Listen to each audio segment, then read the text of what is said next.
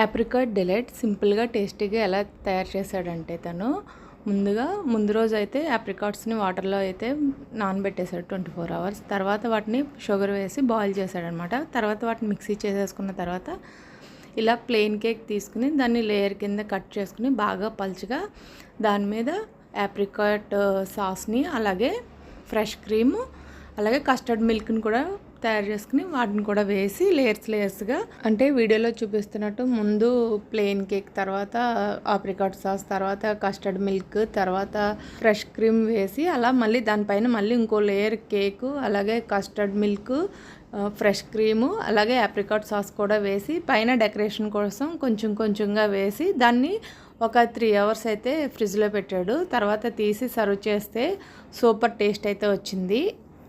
మా అబ్బాయి అసలు ముందు ఇటువంటి క్రీమ్ వేసిన స్వీట్స్ ఏం తిన్నమాట, ముందైతే వద్దన్నాడు.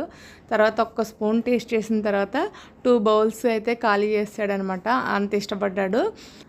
నేను ఈ స్వీట్ టేస్ట్ చేసిన తర్వాత అసలు తనకి కుకింగ్ మీద ఇంట్రెస్ట్ ఎటువంటిదా అన్నదే నాకు అర్థమైంది.